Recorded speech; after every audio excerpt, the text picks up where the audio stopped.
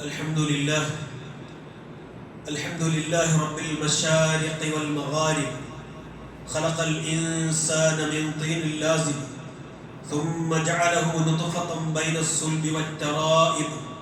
خلق منه زوجه وجعل منهما الأبناء والأقارب. تلطف به فنوع له الطعام والمشارب. نحمده تبارك وتعالى حمد الطاعم في المزيد والطالب، ونعوذ بنور وجهه الكريم من شر العواقب، وندعوه دعاء المستغفر الوجل الدائب أن يحفظنا من كل شر حاضر أو غائب. وأشهد أن لا إله إلا الله القوي الغالب، وأشهد أن سيدنا محمدا عبد الله ورسوله الملك الوهاب. يا ربي صل على الحبيب المصطفى أهل الفضائل والمواهب، وعلى آله وصحبه ومن تبعهم بإحسان إلى يوم الدين. ما بعد، فإن خير الكلام كلام الله، وخير السنن سنن محمد صلى الله عليه وسلم، وشر الأمور محدثاتها، وكل محدثة بدعة، وكل بدعة ضلالة، وكل ضلالة في النار. يا أيها الذين آمنوا اتقوا الله حق تقاته ولا تموتن إلا وأنتم مسلمون. أعوذ بالله من الشيطان الرجيم. يا أيها الرسول بلغ ما أنزل إليك من ربك وإن لم تفعل فما بلغت رسالته والله يعصمك من الناس إن الله لا يهدي القوم الكافرين. اتقوا الله عباد الله، أوصيكم وإياي أولا بتقوى الله. സ്നേഹമുള്ള വിശ്വാസിനികളെ, റബ്ബുൽ ആലമീനായ അല്ലാഹുവിൻ്റെ വിധിവിലക്കുകൾ പരമാവധി ശ്രദ്ധയോടെ പാലിച്ച് അവൻ്റെ മോഹന വാഗ്ദാനമായ സ്വർഗത്തിൽ പ്രവേശിക്കാൻ കഠോരമായ അവൻ്റെ നരകശിക്ഷയിൽ നിന്നും പരമാവധി ഒഴിഞ്ഞു നിൽക്കാൻ ശ്രമിക്കുന്ന മുത്തഖികളുടെ കൂട്ടത്തിൽ ഉൾപ്പെടാൻ ശ്രമിക്കണേ എന്ന് എന്നെയും നിങ്ങളെയും ഓർമ്മിപ്പിക്കുകയാണ്, വസിയത്ത് ചെയ്യുകയാണ്. ശിർക്കിന്റെയും അന്ധവിശ്വാസങ്ങളുടെയും ഒക്കെ പിടിയിലായിരുന്ന ഒരു കാലത്തിൽ നിന്ന് തൗഹീദിന്റെ നൂറാകുന്ന വെള്ളി വെളിച്ചത്തിലേക്ക് കടന്നു വരാൻ ഭാഗ്യം ലഭിച്ചവരാണ് നമ്മളെല്ലാവരും. മഹാനായ നൂഹ് നബി അലൈഹിസ്സലാം പറഞ്ഞതുപോലെ, അൽഹംദുലില്ലാഹില്ലദീ നജ്ജാനാ മിനൽ ഖൗമിൽ ളാലിമീൻ. അക്രമികളായ ജനതയുടെ കൂട്ടത്തിൽ നിന്നും രക്ഷിച്ച അല്ലാഹ് നിനക്ക് സ്തുതി. 1000 വട്ടം നമ്മൾ പറയാൻ ബാധ്യസ്ഥരാണ്. അല്ലാഹു അതിൽ നമ്മെ നിലനിർത്തുമാറാകട്ടെ. നമുക്ക് ലഭിച്ച ആ ഹിദായത്തിലേക്ക് മറ്റുള്ളവരെ, നമ്മുടെ സഹജീവികളെ ക്ഷണിക്കേണ്ടത് നമ്മുടെ നിർബന്ധ ബാധ്യതയാണ്. അതിനാണ് ദഅവത്തുൻ ഇലാ സബീലില്ല, അല്ലാഹുവിലേക്കുള്ള ക്ഷണം, വിളി എന്നൊക്കെ പറയുന്നു. പ്രിയപ്പെട്ടവരെ, ഇസ്ലാമിക ദഅവത്ത് പ്രവാചകന്മാരുടെയും അനുയായികളുടെയും മഹത്തായ ഒരു പാരമ്പര്യമാണ്. വിശുദ്ധ ഖുർആൻ സൂറത്ത് ഗാഫിറിലെ 78-ാമത്തെ ആയത്തിൽ പറയുന്നത്, വലഖദ് അർസൽനാ റസുലൻ മിൻ ഖബ്ലിക മിൻഹും, നബിയെ താങ്കൾക്ക് മുമ്പ് പല ദൂതന്മാരെയും നാം അയച്ചിട്ടുണ്ട്. മൻ ഖസസ്നാ അലൈക, ചിലരുടെ കഥ ഞാൻ പറഞ്ഞു തന്നിട്ടുണ്ട്. വമിൻഹും മൻ ലം നഖ്സുസ് അലൈക, എന്നാൽ അതിൽ ചരിത്രങ്ങൾ കൂടുതലായി പറഞ്ഞു തരാത്ത ആളുകളുമുണ്ട്. വമാ കാന ലിറസൂലിൻ അയത്തിയ ബിആയത്തിൻ ഇല്ലാ ബിഇദ്നില്ലാഹ്, ഏതൊരു ദൂതനും അല്ലാഹുവിന്റെ അനുമതിയോടുകൂടി ആ ജനങ്ങളിലേക്ക് അല്ലാഹുവിന്റെ ദഅവത്തുമായി ആയത്തുമായി എത്തുക എന്നത് ഏതൊരു പ്രവാചകന്റെയും ബാധ്യതയാണ്. നോക്കൂ പ്രിയപ്പെട്ടവരെ, ഈസാ നബി അലൈഹിസ്സലാമിനെ കുറിച്ച് പറഞ്ഞെടുത്ത്, യാ അയ്യുഹല്ലദീന ആമനൂ കൂനൂ അൻസാറല്ലാഹ്, സത്യവിശ്വാസികളെ നിങ്ങൾ അല്ലാഹുവിന്റെ സഹായികളാകണേ. കമാ ഖാല ഈസ ഇബ്നു മറിയം ലിൽ ഹവാരിയീൻ, മറിയമിന്റെ പുത്രൻ ഈസ ഹവാരിയുകളോട്, തന്റെ സഹായികളായ ആളുകളോട് പറഞ്ഞതുപോലെ, മൻ അൻസാരി ഇലല്ലാഹ്, അല്ലാഹുവിലേക്ക് എന്നെ ക്ഷണിക്കാൻ, എന്നെ സഹായിക്കാൻ ആരുണ്ട്? ഖാലൽ ഹവാരിയൂന നഹ്നു അൻസാറുല്ലാഹ്. ഹവാരിയുകൾ പറഞ്ഞു, ഞങ്ങളുണ്ട് അല്ലാഹുവിന്റെ സഹായികളായി. നോക്ക് പ്രിയപ്പെട്ടവരെ, ഈ ആയത്തിലൂടെ അല്ലാഹു നമ്മോട് ഉണർത്തുന്നത് എന്താണ്? അല്ലാഹുവിന്റെ സഹായികളാകാനാണ് നമ്മോട് ആവശ്യപ്പെടുന്നത്. അപ്പൊ അല്ലാഹുവിന് എന്തിനാ നമ്മുടെ സഹായം? ഫഅാലു ലിമാ യുരീദ് യഫ്അലു മാ യശാ. ഉദ്ദേശിക്കുന്നത് എന്തും ചെയ്യാൻ കഴിവുള്ളവനാണ്. ഉദ്ദേശിക്കുന്നത് പോലെ ചെയ്യാൻ കഴിവുള്ള റബ്ബിന് അവന്റെ സന്ദേശം എത്തിക്കാൻ അവൻ വിചാരിച്ച പോലെ ആരുടെ സഹായത്തിന്റെ ആവശ്യമുണ്ട്? പിന്നെന്തിനാ തന്റെ സന്ദേശം ലോകർക്ക് എത്തിക്കാൻ അവൻ കാര്യകാരണമായി നമ്മെ, മനുഷ്യരെ ഒന്ന് തെരഞ്ഞെടുത്തിരിക്കണം. നമ്മെ ഒന്നാമതായി അള്ളാഹുവിലേക്ക് നമ്മൾ ക്ഷണിക്കുന്നതിലൂടെ നമ്മൾ ചെയ്യുന്നത് അവന്റെ ദീനിനെ സഹായിക്കാൻ. ആ പോലെ നമുക്ക് വേണം. ഞാനുണ്ടെങ്കിലേ ദീനുള്ളൂ, ഞാൻ എന്തെങ്കിലും പ്രവർത്തി ചെയ്തെങ്കിലേ ദീൻ നിലനിൽക്കൂ എന്നിടത്തുനിന്ന് ചിന്തിക്കാതെ അള്ളാഹു എന്നെ ഏൽപ്പിച്ച ദൗത്യമാണ്, അത് ചെയ്യേണ്ട ബാധ്യത എന്നാണ് നമ്മൾ ചിന്തിക്കേണ്ടത്. അതിലൂടെ അള്ളാഹുവിനെ അവന്റെ ദീനിനെ സഹായിക്കുന്നു എന്നൊരു ബോധം. രണ്ടാമത് വേണ്ടത് അള്ളാഹുവിന്റെ ദൂതന്മാരെ നമ്മൾ സഹായിക്കണം. റസൂലിന്റെ കാലത്ത് ജീവിച്ചിരുന്നവരല്ല നമ്മൾ. ആണോ? മൂസാ നബിയുടെ, ഈസാ നബിയുടെയും അല്ലെ ഇബ്രാഹിം നബിയുടെയും നൂഹ് നബിയുടെയും കാലത്ത് ജീവിച്ചിരുന്നവരല്ല നമ്മൾ. എങ്കിലും നമുക്ക് ചെയ്യാൻ പറ്റുന്ന ഒരു കാര്യം എന്താ? ആ ദൂതന്മാരെയൊക്കെ നമുക്ക് സഹായിക്കാൻ പറ്റും. എങ്ങനെ? ഇസ്ലാമിക ദഅവത്തിലൂടെ. ആ ആഹ്വാനം ഉൾക്കൊണ്ട് റസൂലിന്റെ സഹാബത്ത് റസൂലിനെ സഹായിച്ചു, എല്ലാവിധ പിന്തുണയും നൽകി. വല്ലദീന ആമനൂ ബിഹി, ആ റസൂലിൽ വിശ്വസിച്ചവർ, വഅസ്സറൂഹു, നബിക്ക് ശക്തമായ പിന്തുണ നൽകി, വനസറൂഹു, റസൂലിനെ അവർ സഹായിച്ചു, വത്തബഉ നൂറല്ലദീ ഉൻസില മഅഹു, ആ റസൂലിനൊപ്പം അവതരിപ്പിച്ച നൂറാകുന്ന ഹിദായത്തിൽ അവർ പിൻപറ്റുകയും ചെയ്തു. ഉലൈക ഹുമുൽ മുഫ്ലിഹൂൻ, അവരാകുന്ന വിജയികൾ. സൂറത്ത് കൃത്യമായി വിശുദ്ധ ഖുർആനിൽ നമുക്കത് പറഞ്ഞു തരുന്നുണ്ട്. നോക്ക് നിങ്ങൾ, ഹജ്ജത്തുൽ വദാഇൽ വിടവാങ്ങൽ പ്രസംഗത്തിൽ റസൂലിന്റെ അവസാന പ്രസംഗം അവസാനിക്കുമ്പോൾ റസൂൽ പറഞ്ഞൊരു വാക്കുണ്ട്, ഫല്യുബല്ലിഗു ഷാഹിദു അൽ ഗായിബ. ഇവിടെയുള്ളവർ ഇല്ലാത്തവർക്ക് എത്തിച്ചു കൊടുക്കട്ടെ എന്ന് റസൂൽ പറഞ്ഞിട്ടൊരു വാക്ക് പറഞ്ഞിട്ടുണ്ട്. വറുബ്ബ മുബല്ലിഗിൻ ഔ ആമിൻ സാമിഅ, ഈ കേട്ടവരെക്കാൾ എത്ര ആളുകളാണ് എത്തിച്ചു കൊടുക്കുന്നവർ, അവരാണ് കൂടുതൽ ബുദ്ധിശക്തിയുള്ളവർ. അല്ലാഹുവിന്റെ റസൂൽ സ്വല്ലല്ലാഹു അലൈഹി വസല്ലം പറഞ്ഞു. റസൂലിന്റെ സ്വഹാബത്താണ് റസൂലിൽ നിന്ന് ആ പ്രസംഗം കേട്ടത്. അവിടുത്തെ കാണാത്ത താബിഉകളാണ് ഈ ഹദീസ് സഹാബികളിൽ നിന്ന് റിപ്പോർട്ട് ചെയ്തത്. ഒരു പക്ഷേ അവർ മനസ്സിലാക്കിയതിനേക്കാൾ കൂടുതൽ അർത്ഥവ്യാപ്തമായി കൂടുതൽ മനസ്സിലാക്കാൻ ചിലപ്പോൾ താബിഅക്ക് സാധിച്ചേക്കാം എന്ന് ആര് പറഞ്ഞു? അല്ലാഹുവിന്റെ റസൂൽ സ്വല്ലല്ലാഹു അലൈഹി വസല്ലം പറഞ്ഞു. എന്നിട്ട് പറഞ്ഞു, നദറല്ലാഹു ഇംറഅ സമിഅ മഖാലതി, അല്ലാഹു ഒരാളെ സഹായിക്കും എന്റെ വാക്കുകൾ കേട്ടിട്ട്, ഫബല്ലഗഹ, അത് എത്തിച്ചു കൊടുക്കുന്ന ആൾ. നോക്ക്, അല്ലാഹുവിന്റെ റസൂൽ സ്വല്ലല്ലാഹു അലൈഹി വസല്ലം പറഞ്ഞതാണ് എത്തിച്ചു കൊടുക്കുന്ന ആൾ, അല്ലേ? എന്നിട്ട് രണ്ടാമത്തെ കാര്യം എന്താ? ദഅവത്ത്. അല്ലാഹുവിന്റെ റസൂൽ പ്രിയപ്പെട്ടവരെ നമ്മെ ഏൽപ്പിച്ചൊരു ദൗത്യമാണ്. ബല്ലിഗൂ അന്നി വലൗ ബിആയ, എന്നിൽ നിന്നും ഒരു ആയത്തെങ്കിലും നിങ്ങൾ പഠിച്ചത് ജനങ്ങൾക്ക് എത്തിച്ചു കൊടുക്കണം. ഇന്നിപ്പോ ചില ആളുകൾ പറയുന്നത് എന്താ? ദഅവത്ത് നടത്തണമെങ്കിൽ ഇൽമു വേണം, ആഴത്തിലുള്ള ഇൽമു വേണം. എല്ലാം പഠിച്ചു തികഞ്ഞിട്ട് അഖില ലോക പണ്ഡിതന്മാർക്ക് മാത്രമേ ദഅവത്ത് നടത്താവൂ എന്നാണോ റസൂൽ പറഞ്ഞത്? അല്ലല്ലോ പ്രിയപ്പെട്ടവരെ. ഈ ഒരു വാക്ക് മതി. റസൂൽ സല്ലല്ലാഹു അലൈഹി വസല്ലമയുടെ ഒറ്റ വാക്ക്, റഹിമല്ലാഹു ഇംറഅൻ, ഒരു വ്യക്തിയെ അല്ലാഹ് കരുണ ചെയ്തിരിക്കുന്നു. സമിഅ മിന്നി ഹദീസൻ, ഒരു ഹദീസ്, ഒരൊറ്റ ഹദീസ്,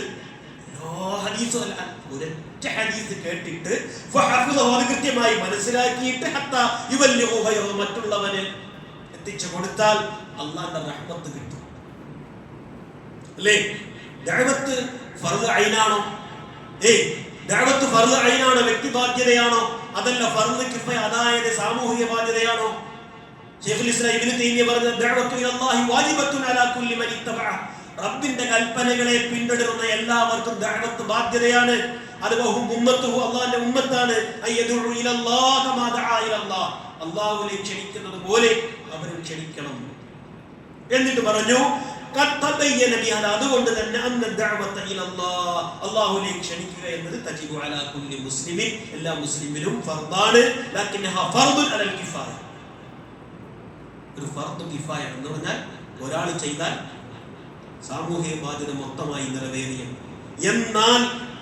എന്നാൽ കുടുംബത്തിലെ ഒരു അംഗം എന്ന നിലയ്ക്ക് അത് ഫർദ് ഐനാണെന്ന് പറഞ്ഞാൽ വ്യക്തിപരമായി നമ്മൾ ഓരോരുത്തരും ചെയ്യേണ്ട കാര്യമാണ്. ഇമാം നബവി പറഞ്ഞതുപോലെ ദഅവത്ത് എത്തിച്ചു കൊടുക്കുക എന്നത് ചിലപ്പോൾ ഫർദ് ഐനാകും. എപ്പോഴ് ഇയാൾ ഉണ്ടെങ്കിൽ മാത്രമേ ആ ഒരു കാര്യം അവർക്ക് പറഞ്ഞു കൊടുക്കാൻ പറ്റൂ.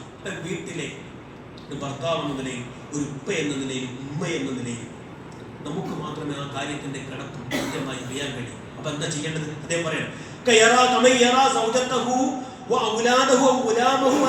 തന്റെ ഭാര്യ ഒരു തെറ്റ് ചെയ്യുന്നു, തന്റെ മക്കൾ ഒരു തെറ്റ് ചെയ്യുന്നു, അല്ലെങ്കിൽ നല്ല കാര്യങ്ങൾ ചെയ്യേണ്ടതിൽ എന്തെങ്കിലും വീഴ്ച കാണിക്കുമ്പോൾ നമ്മൾ തടയണ്ടേ, വിലക്കണ്ടേ? ആ നിലക്ക് അത് ഫർദ് ഐനാണ്. നിങ്ങൾക്ക് ചില ആളുകളുണ്ട്, ഒന്ന് ശ്രദ്ധിക്കണം നിങ്ങളതൊക്കെ, ചില ആളുകളുണ്ട് മറ്റുള്ളവരെ പറ്റി അവർ നല്ല തഖ്വയുള്ളവരാണ്, ഹറാമു ഹലാലും തിരിച്ചറിഞ്ഞ് ജീവിക്കുന്നവരാണ്, എന്ത് അൽഹംദുലില്ലാ എന്നൊക്കെ പറഞ്ഞു നടക്കുന്ന ചില ആളുകളുണ്ട്. ഇങ്ങനെ മറ്റുള്ളവരെ പറ്റി മദ്ഹ് പറഞ്ഞു നടക്കുന്നവരെ അവരെപ്പോഴെങ്കിലും ചിന്തിക്കുന്നുണ്ട് അവരെപ്പോലെ നമുക്ക് ആവണ്ടേ? ഇതിങ്ങനെ പറഞ്ഞു നടക്കേ, എപ്പോ നോക്കിയാലും മറ്റുള്ളവരെ മദ്ഹ്, അവര് നല്ല മുത്തഖികളാണ്, ഇവര് തഖ്വയുള്ളവരാണെന്ന് പറയുമ്പോൾ ഞാനും അതുപോലെ ആവണ്ടേ, അതിനൊരു ശ്രമം ഞാനും നടത്തണ്ടേ? അങ്ങനെ ചിന്തിക്കുന്നുണ്ടോ? എന്റെ പ്രിയപ്പെട്ടവരെ, ജനങ്ങളെ നന്നാക്കുന്നതിന് മുമ്പ് നമ്മൾ നാട്ടുകാരെ നന്നാക്കുന്നതിന് മുമ്പ് വീട്ടുകാരെ നന്നാക്കണം. റസൂലിനോടുള്ള താക്കീതാണ്.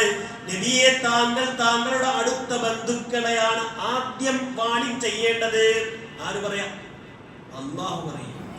അന്യന്റെ കുടുംബത്തിലെ കുട്ടികള് അല്ലെങ്കിൽ അവർ ചെയ്യുന്ന തെറ്റുകൾ കണ്ട് അതിൽ ആവേശം കൂടുകയും അതിനെതിരെ ഘോരഘോരം പ്രസംഗിക്കുകയും ചെയ്യുന്നവര് തന്റെ കൺമുന്നിൽ നടക്കുന്ന തെറ്റിനെ അതൊന്നും നോക്കുകയില്ല. കുട്ടി ചെയ്താലും കുടുംബത്തിലെ ആളുകൾ ചെയ്താലും തെറ്റുകൾ ചെയ്താലും അതൊന്നും ഒരു പ്രശ്നമില്ല. ആരാന്റെ കുട്ടി ചെയ്താൽ, ആരാന്റെ മക്കൾ ചെയ്താൽ അത് പറയാൻ വല്ലാത്ത ഉത്സാഹം അല്ലേ? വളരെ ഗൗരവമായി അല്ലേ? റബ്ബനാ ഹബ് ലനാ മിൻ അസ്വാജിനാ വദുരിയാതിനാ ഖുർറത അയ്യുനിൻ വജഅൽനാ ലിൽ മുത്തഖീന ഇമാമാ. നമ്മൾ പറഞ്ഞല്ല അങ്ങനെ ദുആ ചെയ്യണമെന്ന്. അല്ലാഹ് ഞങ്ങളുടെ സന്താനങ്ങളിലും ഇണകളിലും അല്ലാഹ് കൺകുളിർമ നൽകണേ, അവരെ ലോകർക്ക് നേതാക്കളാക്കണേ എന്ന് പ്രാർത്ഥിച്ചാൽ മാത്രം മതിയോ? ദുആ ചെയ്താൽ മാത്രം മതിയോ? മക്കളെ അതിനുവേണ്ടി പ്രാപ്തരാക്കണ്ടേ? ഭാര്യയെ അതിനുവേണ്ടി പ്രാപ്തരാക്കണ്ടേ? അതിനുള്ള ബാധ്യത നമുക്കില്ലേ? ഇത് ഗൗരവമായി ചിന്തിച്ചു നോക്ക് അല്ലേ? ഒന്നാമതായി പ്രിയപ്പെട്ടവരെ, യഥാർത്ഥ വിശ്വാസധാരയിലേക്ക്, തൗഹീദിലേക്കാണ് ജനങ്ങളെ നാം ക്ഷണിക്കേണ്ടത്. അല്ലാഹുവിന്റെ ദൃഷ്ടാന്തങ്ങളെ തൊട്ട് നബിയെ തടയാതിരിക്കട്ടെ. ആ ദൃഷ്ടാന്തങ്ങൾ താങ്കൾക്ക് അവതരിപ്പിക്കപ്പെട്ട ശേഷം നബിയെ താങ്കളുടെ രക്ഷിതാവിലേക്ക് ക്ഷണിക്കുക, ആളുകളെ വിളിക്കേ. ബഹുദൈവവാദികളുടെ കൂട്ടത്തിലായി പോകല്ല. അല്ലാഹുവിന്റെ റസൂലിനോടുള്ള താക്കീതാണ്. സൂറത്തുൽ ഖസസിലെ 8-ാമത്തെ ആയത്തിൽ അല്ലാഹുവിന്റെ റസൂൽ ദഅവത്ത് തുടങ്ങിയത് ജനങ്ങളെ തൗഹീദിലേക്ക് ക്ഷണിച്ചുകൊണ്ടാണ്. ജനങ്ങൾ ഒരുമിച്ച് കൂടുന്നിടത്തെല്ലാം അവിടെ ഇങ്ങനെ പറയും, യാ അയ്യുഹന്നാസ് ഖൂലൂ ലാ ഇലാഹ ഇല്ലല്ലാഹ് തുഫ്ലിഹൂ. റസൂലിന്റെ ദഅവത്തിന്റെ ആരംഭഘട്ടം, ജനങ്ങളെ ലാ ഇലാഹ ഇല്ലല്ലാഹ് പറയണേ, വിജയിക്കും നിങ്ങൾ, രക്ഷപ്പെടണോ നിങ്ങൾ, ലാ ഇലാഹ ഇല്ലല്ലാഹ് പറ. അല്ലാഹു റസൂൽ സല്ലല്ലാഹു അലൈഹി വസല്ലമയുടെ ആഹ്വാനമാണ്. യമനിലേക്ക് മുആദ് ഇബ്നു ജബൽ റളിയല്ലാഹു അൻഹുവിനെ റസൂൽ സല്ലല്ലാഹു അലൈഹി വസല്ലം അയച്ചപ്പോൾ, ഇന്നക തഅതി ഖൗമൻ മിൻ അഹ്ലിൽ കിതാബ് മുആദേ, നീ പോകുന്നത് അഹ്ലുൽ കിതാബിന്റെ അടുത്തേക്കാണ്, ജൂതന്മാരുടെ അടുത്തേക്കാണ്. അതുകൊണ്ട് ഫല്യകുൽ അവ്വല മാ തദഉ ഇലൈഹി, നീ ആദ്യമായി അവരെ ക്ഷണിക്കേണ്ടത് ഷഹാദത്തൻ അല്ലാ ഇലാഹ ഇല്ലല്ലാഹ്, തൗഹീദിലേക്കാണ് അവരെ നീ ക്ഷണിക്കേണ്ടത്. ആലോചിച്ച് നോക്കൂ പ്രിയപ്പെട്ടവരെ, സോഷ്യൽ മീഡിയകളിൽ തൗഹീദും ശിർക്കും ചർച്ച ചെയ്യുമ്പോൾ അതിനിടയിൽ വന്ന് കമന്റ് ഇടുന്ന ചില ആളുകൾ, നിങ്ങൾക്കൊന്നും വേറെ പണിയില്ലേ, നിങ്ങൾക്കൊന്നും ലോകം തിരിഞ്ഞിട്ടില്ലേ, ഇപ്പോഴും ശിർക്കും തൗഹീദും നിങ്ങൾ പറഞ്ഞ് കാലം കഴിക്കുകയാണോ?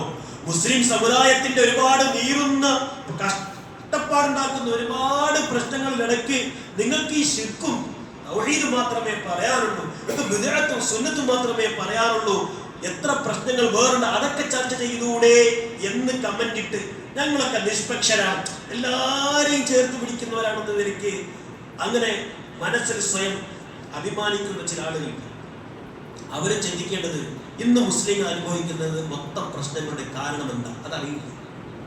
ഇന്ന് മുസ്ലിം സമൂഹം നേരിടുന്ന ഏറ്റവും വലിയ പ്രശ്നം എന്താ, ആ പ്രശ്നങ്ങളുടെ കാരണം എന്താ അത് മനസ്സിലാക്കുക അല്ലേ. എല്ലാത്തിന്റെയും കാരണം ഈ ശിർക്കൻ വിശ്വാസങ്ങളാണ്, വിജയത്തിന്റെ കാരണങ്ങളാണ് അല്ലെ. എന്തുകൊണ്ട് മുസ്ലിങ്ങൾക്ക് എവിടെയും പ്രാതിനിധ്യം ലഭിക്കുന്നില്ല? ന്യൂനപക്ഷം നമ്മൾ പറയുന്നുണ്ടല്ലോ. എന്തുകൊണ്ട് നമ്മൾ ന്യൂനപക്ഷമായി?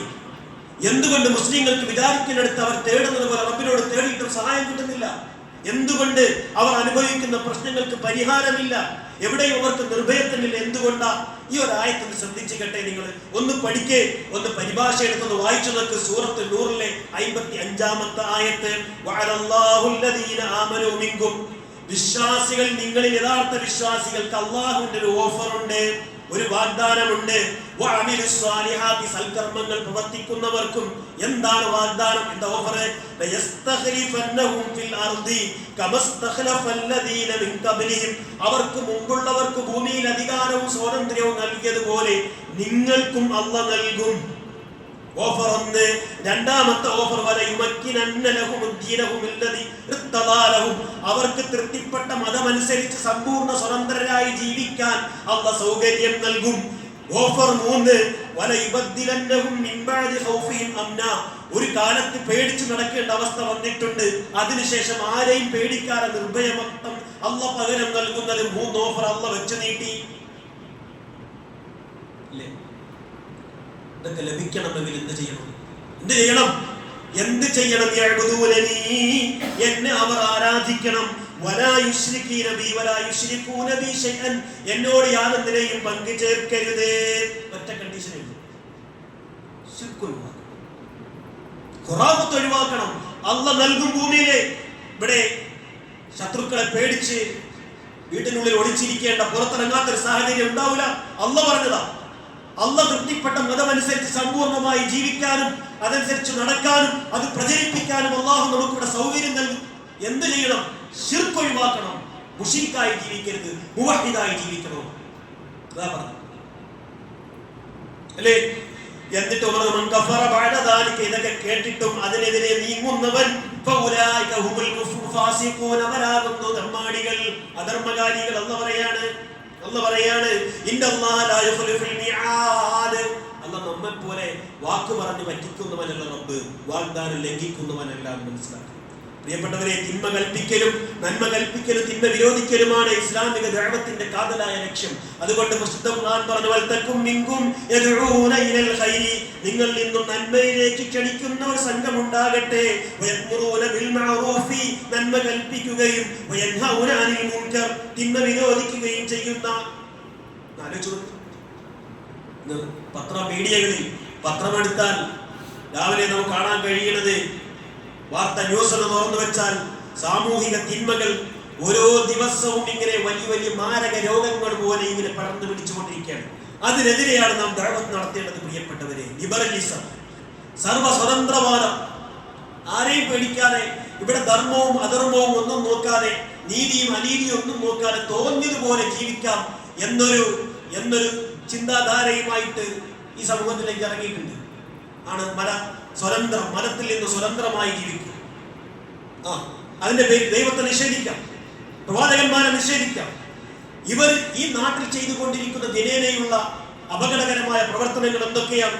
പേരെന്താ? പുരോഗമനമാണ്. നാടിന് പുരോഗമനം വേണ്ടേ, അപ്പൊ കുറച്ച് മോഡേണായിട്ട് ചിന്തിക്കണ്ടേ എന്ന പുരോഗമനത്തിന്റെ പേരിൽ ഒരു ഉളുപ്പും നാണവും ഇല്ലാതെ ഹോമോസെക്സും സ്വവർഗരതിയും ലെസ്ബിയൻ ആണും പെണ്ണും തമ്മിലുള്ള സെക്സും പരസ്പര സമ്മതമുണ്ടെങ്കിൽ കുടുംബത്തിലെ ആരുമായും സിന ചെയ്യാം, സെക്സ് ചെയ്യാം. അതിനെത്ര വേണ്ടുള്ള കണ്ടീഷൻ, അത് പരസ്പരം അങ്ങോട്ടും ഇങ്ങോട്ടും ഇഷ്ടമുണ്ടെങ്കിൽ എന്തും ചെയ്യാം എന്ന് വാദിച്ചു കൊണ്ടിരിക്കുന്ന കാലത്ത് അള്ളാഹുവിൽ നിന്നുള്ള ശിക്ഷ, കടുത്ത ശിക്ഷ പ്രിയപ്പെട്ടവരെ നമുക്ക് എപ്പോൾ പ്രതീക്ഷിക്കാം. അള്ളാഹു കാത്തുരക്ഷിക്കുമാറാകട്ടെ. അല്ലാഹുവിന്റെ റസൂൽ പറഞ്ഞു, വിശുദ്ധ ഖുർആൻ പറഞ്ഞൊരു വാക്കുണ്ട്, വതഖൂ ഫിത്നതൻ ലാ തുസീബന്നല്ലദീന ളലമൂ മിൻകും ഖാസ്സ. സൂക്ഷിക്കണേ, അള്ളാഹുവിന്റെ ശിക്ഷ വരുമ്പോ നിങ്ങളിൽ നിന്നും അക്രമം ചെയ്ത തെറ്റു ചെയ്ത ആളുകൾക്ക് മാത്രമല്ല, മനസ്സിലാക്കണേ അള്ളാഹുന്റെ ശിക്ഷ വലുതാണ്. ശിക്ഷ വരുമ്പോ അവിടെ നല്ലവനെന്നോ ചീത്തയാളെന്നോ അല്ല നോക്കില്ല, എല്ലാവരെയും പൊതുവെ ബാധിക്കും. ഗൗരവമായി നമ്മൾ ചിന്തിക്കേണ്ട വാക്കാണ്. സാമൂഹികമായ നന്മകളെയും വ്യക്തിപരമായ ഓരോരുത്തരുടെ സ്വതന്ത്ര ജീവിതത്തെയും അപ്പാടെ വിടുങ്ങുന്നതിന് മുമ്പ് നമ്മൾ ഇതിനെതിരെ പ്രതികരിച്ചില്ലെങ്കിൽ നാം അടങ്ങുന്ന പൊതുസമൂഹം അള്ളാഹുവിന്റെ കഠിനമായ ശിക്ഷയ്ക്ക് നമ്മൾ വിധേയരായി തീരും. പ്രിയപ്പെട്ടവരെ, വളരെ ഗൗരവമായി നമ്മൾ ആലോചിക്കുന്നത് ഒരു സംശയം വേണ്ട. മഹാനായ ഹുദൈഫത്തുൽ യമാൻ പറയുന്നത് ഹദീസ് ഒന്ന് കേൾക്കണേ ഗൗരവമായിട്ട്. വല്ലദീ നഫ്സി ബിയദിഹി, അള്ളാഹുവിനെ തന്നെയാണ് സത്യം. ലതഅ്മുറുന്ന ബിൽ മഅറൂഫി, നിങ്ങൾ നന്മ കൽപ്പിക്കുക തന്നെ വേണം. വലതൻഹൗന അനിൽ മുൻകർ, തിന്മ വിരോധിക്കുക തന്നെ വേണം. അവല യൂഷിക്കന, ഇല്ലെങ്കിൽ അവല യൂഷിക്കന അല്ലാഹു യബഅത അലൈക്കും ഇഖാബൻ മിൻഹു, അല്ലാഹു നിങ്ങൾക്ക് മേൽ അല്ലാഹുവിൽ നിന്നുള്ള ശിക്ഷ ഇറക്കും. എന്നിട്ട് ഫതദഊനഹു, നിങ്ങൾ ആരോടാ ദുആ ചെയ്യാ? നിങ്ങൾ ആരോടാ ദുആ ചെയ്യാ? ആ റബ്ബിനോട് നിങ്ങൾ ദുആ ചെയ്താലും ഫലയസ്തജീബു ലക്കും, അവൻ നിങ്ങൾക്ക് ഉത്തരം നൽകില്ല. അത്ര ഗൗരവമായ താക്കീതാണ് ഇമാം തുർമിദി ധരിച്ച ഹദീസ്. സാമൂഹിക തിന്മകൾക്കെതിരെ ശക്തിയുക്തം പ്രതികരിക്കണം, എതിർക്കണം. മിണ്ടാ പ്രാണികളായി മാറരുത്. വൃത്തികേടുകൾ, തോന്യാസങ്ങൾ കണ്ടിട്ടും കണ്ടില്ല എന്ന് നടിക്കാൻ ഒരു യഥാർത്ഥ വിശ്വാസിക്കാകുമോ? എന്റെ പ്രിയപ്പെട്ടവരെ, ആകോ? കഴിയോ? ഇല്ല. ഹുദൈഫത്തുൽ യമാൻ പറയുന്ന ഒരു വാക്കുണ്ട്, നിങ്ങൾ നന്മ കൽപ്പിക്കണേ, തിന്മ വിരോധിക്കണേ. ഇല്ലെങ്കിൽ അവല യുസല്ലിതന്നല്ലാഹു ശിറാറക്കും മിൻ ഖിയാരിക്കും, നിങ്ങളിലെ നല്ലവരിലെ ഏറ്റവും മോശപ്പെട്ട ആളുകളെയാണ് അള്ളാഹ് നിങ്ങളുടെ നേതാക്കളാക്കുന്നത്. വളരെ ഗൗരവമായി ആലോചിക്കും. വല്ലാതെ താക്കീതാണ്. എന്താ പറഞ്ഞേ? നിങ്ങളുടെ നിയന്ത്രണാധികാരം, നിങ്ങൾ തിന്മ കണ്ടിട്ടും വിരോധിച്ചില്ലെങ്കിൽ, നന്മ കൽപ്പിച്ചില്ലെങ്കിൽ, നിങ്ങളുടെ അധികാരം അള്ളാഹ് ഏറ്റവും ഭൂമിയിലെ തന്നെ ഏറ്റവും ദുഷ്ടന്മാരെ ഏൽപ്പിക്കും. പിന്നീട് നിങ്ങളുടെ നല്ല ആളുകൾ ദുആ ചെയ്താൽ പോലും ഉത്തരം കിട്ടില്ല. ഹദീസ് ഒന്ന് പഠിച്ച് ഗൗരവമായി ചിന്തിച്ച്, നമ്മളിപ്പോ ഇന്ത്യൻ സമൂഹം അനുഭവിച്ചുകൊണ്ടിരിക്കുന്നു അധികാരികളുടെ ദുഷ്ടന്മാരും ക്രൂരന്മാരും താന്തോന്നികളുമായ അധികാരി വർഗങ്ങളുടെ തോന്യാസം അനുഭവിച്ചുകൊണ്ടിരിക്കുകയല്ലേ, കഷ്ടപ്പെട്ടുകൊണ്ടിരിക്കുകയല്ലേ. യഥാർത്ഥത്തിൽ റസൂൽ പറഞ്ഞത് എത്ര കൃത്യ പറഞ്ഞു. എന്തുകൊണ്ടാ? തിന്മയെ എതിർക്കാത്തത് കൊണ്ടാണ്, കണ്ടിട്ടും അതിനൊക്കെ കണ്ണടയ്ക്കുന്നത് കൊണ്ടാണ് ഈ സമൂഹം അനുഭവിച്ചുകൊണ്ടിരിക്കുന്നത്. ആര് പറഞ്ഞു? മഹാനായ അഷ്റഫുൽ ഖൽഖ് സല്ലല്ലാഹു അലൈഹി വസല്ലം പറഞ്ഞു. വളരെ ഗൗരവമായി ചിന്തിക്കുക. ജനറൽ ന്യൂട്രാലിറ്റി, ലിംഗസമത്വം വേണം. എന്തിനാ ആണും പെണ്ണും എന്ന വേർതിരിവ്? എന്തിനാ? രണ്ടും ഒരുപോലെയല്ലേ? ആ വേർതിരിവ് ഇല്ലാതെ ആക്കണമെന്ന് വാദിച്ചുകൊണ്ടാണ് ഇന്ന് ഫ്രീ തിങ്കേഴ്സ്, സ്വതന്ത്ര ചിന്തകർ എന്ന് പറയുന്ന ഒരു ടീം ഇറങ്ങുന്നു. അവർ വേറെ, യുക്തിവാദികൾ മറ്റൊരു യുക്തി തീരെയില്ലാത്ത യുക്തിവാദികള്. മതേതരത്വം എന്ന ഏറ്റവും മഹത്തായ തത്വസംഹിതയിൽ നാളിതുവരെ പുലർത്തിപ്പോന്ന ഇന്ത്യൻ ഒരു ജനാധിപത്യ വ്യവസ്ഥയിൽ ഏത് മതവും അനുസരിച്ച് ജീവിക്കാമെന്നിടത്ത് അവിടെ നിന്ന് മാറി മൊത്തം അത് ഇല്ലാതാക്കണമെന്ന് ധാർമ്മികതയെ, നന്മയെ എവിടെയുണ്ടോ അതെല്ലാം തുടച്ചു നീക്കി സർവം തിന്മയെ കൊണ്ട് മുക്കണമെന്ന് ആഗ്രഹിച്ച് നടക്കുന്ന ആളുകൾ അവരെ സപ്പോർട്ട് ചെയ്യരുന്നുണ്ട്. നിന്ന് കൊടുക്കരുത്. നമുക്ക് വിവാഹത്തെ പറ്റി ഇസ്ലാമിന്റെ കാഴ്ചപ്പാടെന്ന പ്രിയപ്പെട്ടവരെ, യുവാക്കളെ നിങ്ങൾ വിവാഹം ചെയ്യുകയും അല്ലേ റസൂൽ പറഞ്ഞു. എന്താ കാരണം പറഞ്ഞു? അവസാനം നിങ്ങളുടെ കണ്ണുകളെ നിയന്ത്രിക്കാൻ അത് സഹായിക്കും. നിങ്ങളുടെ ഗുഹ്യാവയവങ്ങളെ സൂക്ഷിക്കാനും അത് സഹായിക്കും. ഇന്നെന്താ? വിവാഹബന്ധം പോലുള്ള കുടുംബാരോഗ്യ സംസ്കാരത്തെ അവഗണിച്ച് ലിവിങ് ടുഗദർ, വിവാഹം കഴിക്കാതെ കൂടെ ജീവിക്കാം എന്നിടത്തേക്ക് നമ്മുടെ ന്യൂ ജനറേഷൻ എത്തി നിൽക്കുക അല്ലേ? ഇപ്പൊ നാട്ടിലെ പെൺകുട്ടികളെ പറഞ്ഞു കഴിഞ്ഞു, അത് ഞങ്ങൾക്ക് വിവാഹം വേണ്ട. നാളെ നമ്മുടെ മകൾ നമ്മോട് പറഞ്ഞാൽ ഉപ്പ എന്നെ കെട്ടിക്കണ്ട, ഉമ്മ എന്നെ കെട്ടിക്കണ്ട, എനിക്ക് വിവാഹം വേണ്ട എന്ന് പറഞ്ഞാൽ മേലോട്ട് നോക്കുകയുള്ളൂ നമ്മളിങ്ങനെ അന്തം വിട്ട്. എന്താ പറ്റി അല്ലേ? കാരണം എന്താ? കമ്മിറ്റ്മെന്റിന് ഞങ്ങൾ തയ്യാറല്ല. കമ്മിറ്റ്മെന്റ് എന്ന് പറഞ്ഞാൽ ബാധ്യത ഏറ്റെടുക്കാൻ ഞങ്ങൾ തയ്യാറല്ല. അതായത് ഭർത്താവിനെ അനുസരിക്കണ്ടേ, പറയുന്നത് കേൾക്കണ്ടേ, അവന്റെ കുട്ടികളെ പ്രസവിക്കണ്ടേ, അവനെ വളർത്തണ്ടേ, ഇതിനൊന്നും ഞങ്ങളെ കിട്ടില്ല എന്ന് തലമുറ പറഞ്ഞു കഴിഞ്ഞു. വളരെ ഗൗരവമായി പോകും ആലോചിച്ച്. അതുകൊണ്ട് ഞങ്ങൾക്ക് ഫ്രീഡം കിട്ടില്ല. അതുകൊണ്ട് സ്വതന്ത്രരായി ജീവിക്കാൻ ഒരു തൊഴിലുണ്ടെങ്കിൽ, ഒരു ജോലി ഉണ്ടെങ്കിൽ സുഖമായി ജീവിക്കാമെന്ന് എന്റെ ജനറേഷൻ പറഞ്ഞു അല്ലേ? തല്ലിപ്പിരിഞ്ഞാലും അതാവുമ്പോ യാതൊരു ബാധ്യതയും ഉണ്ടാവുന്നില്ലല്ലോ. ഇഷ്ടമുള്ളപ്പോൾ ഇഷ്ടമുള്ളവരുമായി യഥേഷ്ടം ചരടിയില്ലാത്ത നൂലില്ലാത്ത വട്ടം പോലെ ഇങ്ങനെ പറന്ന് നടക്കണം. പച്ചയായി പറഞ്ഞാൽ ഞങ്ങൾക്ക് വ്യഭിചരിക്കണം, സിന ചെയ്യണം. അതല്ലേ റസൂല് പറഞ്ഞത്, അന്ത്യനാളിന്റെ അടയാളങ്ങളിൽ ഒന്ന് റസൂൽ എണ്ണിയത് വിവരക്കേട് വർദ്ധിക്കും, നടന്നുകൊണ്ടിരിക്കും, സിന വർദ്ധിച്ചുകൊണ്ടേയിരിക്കും. ഇത്തരം അപകടകരമായ ചിന്താഗതിയുള്ള ജനതയെ തിരുത്തേണ്ടത് നമ്മുടെ ബാധ്യതയല്ലേ? നമ്മുടെ ബാധ്യതയല്ലേ? പ്രിയപ്പെട്ടവരെ, വിവാഹ ജീവിതത്തിന്റെ ആവശ്യകതയെ പറ്റിയും അതിന്റെ മഹത്വത്തെ പറ്റിയും പറഞ്ഞു കൊടുക്കണം. അതിന് കഴിഞ്ഞെങ്കിൽ പ്രീ മാരിറ്റൽ ക്ലാസുകൾ നമുക്കേ ഉള്ളൂ. ആലോചിച്ച് നോക്ക്, മുസ്ലിങ്ങൾ പലരും പറയുന്നുണ്ട് അങ്ങനെ പ്രീ മാരിറ്റൽ വിവാഹ പൂർവ അതായത് ബന്ധത്തിന് അത് തെറ്റാണെന്നും വിവാഹ ശേഷമുള്ള ജീവിതത്തിന് എന്തൊക്കെ കാര്യങ്ങൾ ശ്രദ്ധിക്കണമെന്ന് അറിയാൻ വേണ്ടി ഈ അഹ്ലുൽ കിതാബുകാർക്കും മുസ്ലിങ്ങളായ നമുക്കെയുള്ള അങ്ങനത്തെ പ്രീ മാരിറ്റൽ ക്ലാസുകൾ, ആ ക്ലാസുകളിലേക്ക് നമ്മുടെ മക്കളെ കൊണ്ടെത്തിക്കണം. അല്ലെങ്കിൽ നാളത്തെ നമ്മുടെ തലമുറ സംരക്ഷിക്കാൻ ആളുണ്ടാവില്ല. ഡ്രഗ്സ്, ലഹരി പൂത്തുലയുകയാണ്. നമ്മുടെ നാടിന്റെ മുക്കുമൂലകളിൽ മാരകമായ മയക്കുമരുന്നുകൾ, കഞ്ചാവ്, പത്തടി, MDM പോലുള്ള മാരകമായ സിന്തറ്റിക് ലഹരികൾ, അല്ലാത്ത ലഹരികൾ, മയക്കുമരുന്നുകൾ ആവശ്യക്കാർക്ക് ആവശ്യമനുസരിച്ച് വ്യത്യസ്ത റേറ്റുകളിൽ കിട്ടും. ഓരോരുത്തരുടെ ആവശ്യമനുസരിച്ച് പെട്ടിക്കട മുതൽ വലിയ വലിയ വലിയ ഷോപ്പിംഗ് മാളുകൾ വരെ രഹസ്യമായി പരസ്യമായി വിൽപ്പന തകൃതിയായി നടന്നുകൊണ്ടിരിക്കുകയാണ്. നോക്കണം, നിങ്ങൾ ടൗണിലൊക്കെ കാണാം വലിയ ഫ്ലക്സിൽ ലഹരി, ഡ്രഗ്സ്, മയക്കുമരുന്ന് നിത്യമയക്കത്തിലേക്ക് നയിക്കുന്നു എന്ന് പറഞ്ഞാൽ എന്നത്തേക്കുമായിട്ടുള്ള ഉറക്കത്തിലേക്ക് നയിക്കുന്നു, മരണത്തിലേക്ക് നയിക്കുന്നു എന്നാണ് സർക്കാരിന്റെ മുദ്രാവാക്യം ഫ്ലക്സിൽ എഴുതി വെച്ചിരിക്കുന്നത്, അല്ലേ? നോക്ക്, മദ്യവിൽപ്പനയ്ക്കും കഞ്ചാവും മയക്കുമരുന്ന് വിൽപ്പനയ്ക്കും ഒക്കെ എല്ലാവിധ ഒത്താശയും ചെയ്യുന്ന ഉത്തരവാദിത്തപ്പെട്ട മേലാധികാരികൾ തന്നെയാണ് രാജ്യത്തൊട്ടാകെ ഡി അഡിക്ഷൻ സെന്റർ ഉണ്ടാക്കുന്നത്. അവരില്ലേ? അല്ലേ? ജനങ്ങളോട് പറയുന്നത് പാടില്ല. എന്നിട്ട് യഥേഷ്ടം മയക്കുമരുന്നും മദ്യവും കിട്ടാൻ വേണ്ടിയുള്ള എല്ലാം തുറന്നു വെക്കുക. എന്നിട്ട് ഡി അഡിക്ഷൻ സെന്റർ, അതായത് ലഹരിക്ക് അടിമപ്പെട്ടു പോയ ആളുകളെ ചികിത്സിക്കാൻ വേണ്ടിയുള്ള സെന്ററുകൾ. എന്തൊരു വിരോധാഭാസമാണ്, നിങ്ങൾ ആലോചിച്ചു നോക്കുക, അല്ലേ? അഡിക്ഷൻ ഉള്ളത്, ഇതിനെതിരൊക്കെ ശക്തമായി പ്രതികരിച്ച ദീനാണ് നമ്മുടെ ദീന്. കുല്ലു മുസ്കിരിൻ ഹറാം, അതാണ് പറഞ്ഞത്. ലഹരി ഉണ്ടാക്കുന്ന എല്ലാം ഹറാം തന്നെ. അതാണ് റസൂൽ സല്ലല്ലാഹു അലൈഹി വസല്ലം പറഞ്ഞു. അഡിക്ഷൻ ഉള്ളത്, ഒഴിവാക്കാൻ ഉപേക്ഷിക്കാൻ കഴിയാത്തത് എന്ന് പറയാറുള്ള, അല്ലെ? ചില ആളുകൾ പറയും ഉപേക്ഷിക്കാൻ കഴിയില്ല, അതാണ് അഡിക്ഷൻ എന്ന് പറഞ്ഞത്. പുകവലിക്കുന്നവർ നിസ്കരിക്കുന്നുണ്ട്, അവർ നോമ്പെടുക്കുന്നുണ്ട്, തൗഹീദുള്ളവരാണ്, സുന്നത്ത് ശരിക്കും മനസ്സിലാക്കിയിട്ടുണ്ട്. പക്ഷെ ഇനിയും നമുക്ക് എന്ത് ചെയ്യാൻ കഴിയില്ല, പലർക്കും ഇത് വലിക്കാതിരിക്കാൻ നമുക്ക് സാധിക്കണില്ല എന്ന് പറയുമ്പോൾ അല്ലാഹുവിന്റെ റസൂൽ സല്ലല്ലാഹു അലൈഹി വസല്ലം പറഞ്ഞത് മനസ്സിലാക്കിയിട്ടോ അതല്ല.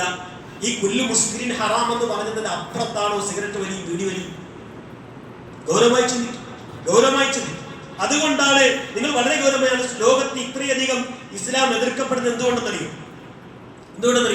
ലഹരി ഉപയോഗിക്കരുത്, കള്ളു കുടിക്കരുത് എന്ന ഇസ്ലാമിക തത്വം. ഇനി ശ്രദ്ധിക്കണേ, ഈ പോയിന്റുകൾ നിങ്ങൾ ശ്രദ്ധിക്കണം.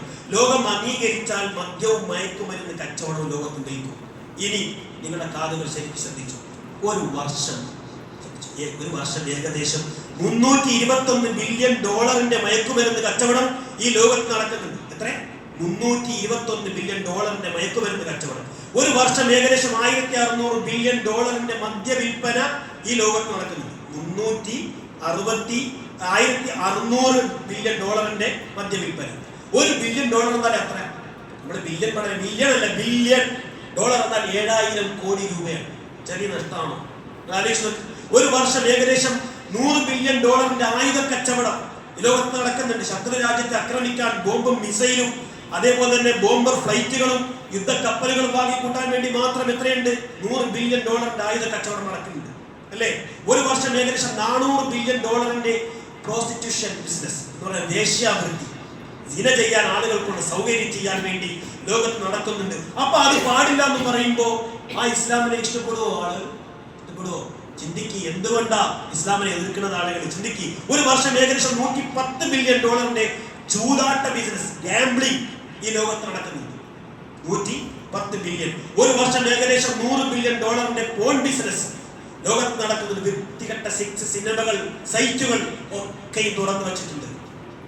ഒരു വർഷം ഏകദേശം $54 ബില്യൺ കമ്പ്യൂട്ടർ ഗെയിം ബിസിനസ് ലോകത്ത് നടക്കുന്നുണ്ട്. ചുരുക്കം പറഞ്ഞാൽ ഓരോ വർഷവും $2380 ബിസിനസ്സിന് ഇസ്ലാം എതിർ നിൽക്കുകയാണ്.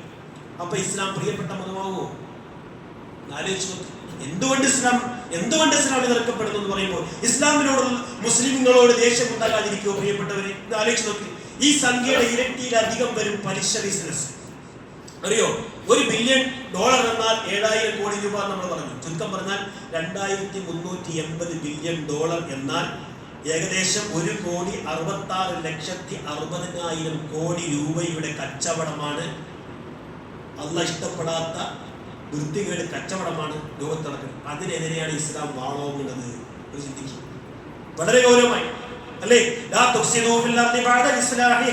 നിങ്ങൾ ഭൂമിയിൽ കുഴപ്പമുണ്ടാക്കരുത്, നിരപരാധികളെ കൊല്ലരുത്, രക്തം ചിന്തരുത് എന്ന ഇസ്ലാമിക നിയമം പ്രാവർത്തികമാക്കിയാൽ അവസാനിക്കുന്നത് $100 ബില്യൺ ആയുധ മാഫിയയുടെ ബിസിനസ്. ലാ തഖ്റബുസ്സിന, നിങ്ങൾ വ്യഭിചാരത്തോട് അടുക്കല്ലേ എന്ന് പറയുമ്പോൾ ഇസ്ലാമിക തത്വം നടപ്പിലായാൽ അവസാനിക്കുന്നത് $400 ബില്യൺ പ്രോസ്റ്റിറ്റ്യൂഷൻ മാഫിയയുടെ ബിസിനസ് ഇല്ലാതായി പോകും. ചൂതാട്ടം, ഗാംബ്ലിംഗ് പാടില്ല എന്ന് പറഞ്ഞാൽ $110 ബില്യൺ ചൂതാട്ട ബിസിനസ് ഇല്ലാതാവുകയല്ലേ?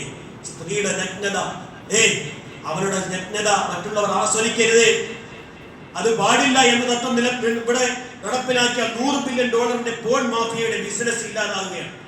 ചുരുക്കം പറഞ്ഞാൽ 2300 ബില്യൺ കച്ചവടത്തിന് നേരെ യുദ്ധം പ്രഖ്യാപിച്ചത് ഇസ്ലാം മാത്രമാണ്. അതുകൊണ്ടാണ് ഇസ്ലാം ഇത് പോകട്ടെ. എന്നാൽ നമ്മൾ ആലോചിച്ച് നോക്ക്. അപ്പൊ അവിടെ നമ്മൾ ചിന്തിക്കുമ്പോൾ ധാരാളം നടത്തേണ്ട ബാധ്യതയുണ്ട്. ഇതൊക്കെ ഉണ്ടെങ്കിലും ഇസ്ലാമിലേക്ക് എത്ര ആളുകൾ വരുന്നുണ്ട് ഒരു വർഷം? അത് നിങ്ങൾ ചിന്തിച്ചു. ഇതൊക്കെ ഉണ്ടെങ്കിൽ മറുവശത്ത് ചിന്തിച്ചു വെക്കേണ്ട കാര്യം, അല്ലേ? അപ്പൊ അത് വളരെ ഗൗരവമായി നമ്മൾ, അപ്പൊ അതുകൊണ്ട് ഇങ്ങനെയൊക്കെ ഉണ്ടല്ലോ, അപ്പൊ ധാരാളം നടത്തിയിട്ട് എന്താ കാര്യം എന്ന് ചിന്തിക്കാൻ പറ്റുമോ? ഇല്ല, അങ്ങനെ ചിന്തിക്കാൻ പാടില്ല. നമ്മോട് പറഞ്ഞത് നമ്മൾ ചെയ്യണം. അതാണ്. അതുകൊണ്ട് തന്നെ വളരെ ഗൗരവമായി നമ്മൾ മനസ്സിലാക്കേണ്ട വിഷയം തന്നെയാണ്. ആ നിലക്ക് തന്നെ ഇതിനെ ഗൗരവമായി ചിന്തിച്ചുകൊണ്ട് ഇസ്ലാമിന്റെ ആശയാദർശങ്ങൾ എന്തുകൊണ്ട് പ്രചരിപ്പിക്കണമെന്ന് ചിന്തിക്കുന്നിടത്ത് ഈ കാരണങ്ങളൊക്കെ നമ്മുടെ മുന്നിൽ വരണം. നമ്മുടെ ദൗത്യം ചെറുതല്ല, ഭാരിച്ചമായ ഉത്തരവാദിത്തമാണ്. വ്യക്തിപരമായും സാമൂഹികമായും നമ്മൾ ചെയ്യേണ്ട ബാധ്യതയാണ്. അതിൽ നിന്ന് ഒഴിഞ്ഞു മാറാൻ നമുക്കൊരിക്കലും ഒരു ന്യായവും പറയാനില്ല. അള്ളാഹുവിന്റെ മാർഗ്ഗത്തിൽ ഉറച്ചു നിന്നുകൊണ്ട് അവന്റെ ദീൻ പ്രചരിപ്പിക്കാനും ആചരിക്കാനും അള്ളാഹു തൗഫീഖ് നൽകുമാറാകട്ടെ. അഖൂലു ഖൗലി ഹാദാ അസ്തഗ്ഫിറുല്ലാഹ് ഫസ്തഗ്ഫിറൂഹു ഇന്നഹു ഹുവൽ ഗഫൂറുർ റഹീം.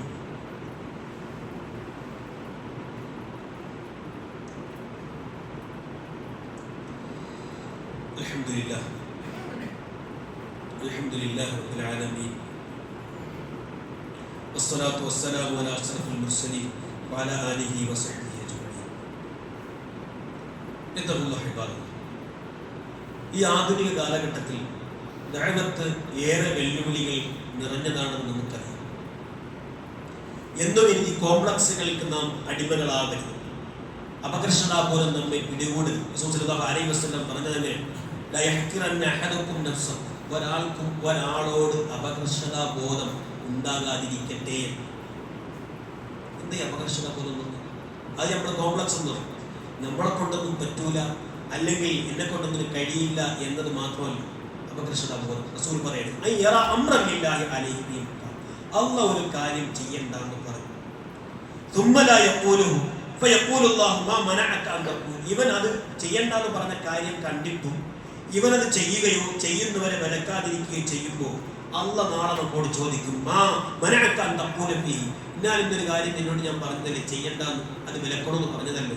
അപ്പൊ ഇവൻ പറയും, റബ്ബി ഖശീത്തുൻ നാസ്, എനിക്കതൊക്കെ അറിയാം, പക്ഷെ ജനങ്ങളെ വല്ലാതെ പേടിച്ചു, ആളുകളെ ഞാൻ ഭയന്നുപോയി. നീ ജനങ്ങളെ അല്ലല്ലോ നീ പേടിക്കേണ്ടത്, എന്നെ അല്ലേ നീ പേടിക്കേണ്ടത്? ആര് പറയാം? അല്ലാഹു ചോദിക്കും. പ്രിയപ്പെട്ടവരെ, തൗഹീദിലേക്ക് ക്ഷണിക്കുമ്പോൾ അല്ലെ ലോകത്താലോചിച്ചപ്പോൾ നിങ്ങൾ കള്ളു കുടിക്കേണ്ടെന്ന് പറഞ്ഞാൽ ശത്രുക്കൾ നിങ്ങളുടെ കൂടെ ഉണ്ടാവില്ല.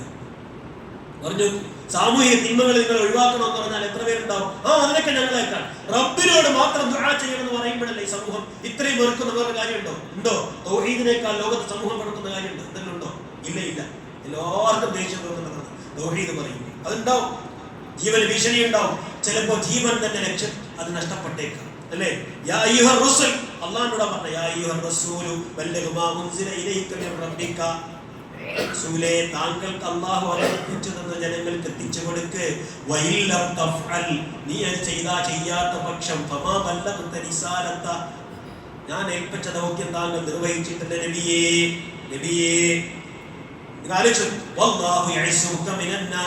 ആരെയും പേടിക്കണ്ട, അള്ളാഹു താങ്കളെ ജനങ്ങളിൽ നിന്നും സംരക്ഷിക്കും. ഈ വിശ്വാസമുണ്ടോ? അള്ളാഹ് എന്നെ രക്ഷിക്കും. ആരും സംരക്ഷിച്ചില്ലെങ്കിൽ, റബ്ബ് കൈവിട്ടാൽ എന്നെ ഒരാളും രക്ഷിക്കാനില്ല. അള്ളാഹ് ചേർത്ത് പിടിച്ചാൽ ആരൊക്കെ എനിക്കെതിരെ വാളോങ്ങിയാലും എനിക്കൊരു ചുക്കും സംഭവിക്കില്ല. ധൈര്യം നമുക്കുണ്ടോ? പ്രിയപ്പെട്ടു, ഉണ്ടോ? അതുകൊണ്ടല്ലേ നമുക്ക് പേടി പലപ്പോഴും, അല്ലേ? സ്വർഗത്തിലേക്ക് കടക്കണമെന്ന് നമ്മളെല്ലാം ആഗ്രഹിക്കില്ലേ? ആഗ്രഹമില്ലാത്ത ആരെങ്കിലും ഉണ്ടോ? ഒന്ന് ചിന്തിക്കേ. അള്ളാഹുവിന്റെ റസൂൽ പറഞ്ഞത് വിചാരണയില്ലാതെ സ്വർഗത്തിൽ കടക്കുമെന്ന് പറഞ്ഞ ചില ആളുകളെ പറ്റി പറഞ്ഞിട്ടുണ്ട്, ഇല്ലേ? പറഞ്ഞിട്ടുണ്ട്. ത്യാഗം സഹിക്കാതെ കഷ്ടപ്പെടാതെ സ്വർഗം കിട്ടുമോ? നിങ്ങൾ സ്വർഗത്തിൽ കടന്നു കളയാമെന്ന് എളുപ്പം വിചാരിക്കുകയാണ്. നിങ്ങളിൽ അള്ളാഹിന്റെ മാർഗത്തിൽ ത്യാഗം, കഷ്ടപ്പാട്, ദുരിതം സഹിക്കുന്നവൻ ആരെന്നറിയാതെ, ക്ഷമയുള്ളവൻ, ക്ഷമയോടെ നിലനിൽക്കുന്നവൻ, അങ്ങനെ ക്ഷമ കൈക്കൊള്ളുന്നവൻ ആരും ഉണ്ടെന്നറിയാതെ, അന്ന് പരീക്ഷിക്കാതെ നിങ്ങൾ സ്വർഗത്തിൽ കടന്നു കളയാമെന്ന് അന്ന് ചോദിക്കുമ്പോൾ നമ്മൾ ഏത് സ്വർഗമാണ് പ്രിയപ്പെട്ടവരെ നമ്മൾ സ്വപ്നം കണ്ടിരിക്കുന്നത്? ഏത് സ്വർഗത്തിൽ പോകുന്നു വിചാരിച്ചു, അല്ലേ? നാം അതിന് സ്വയം മാതൃകയാവണം. ദഅവത്ത് നടത്തണം.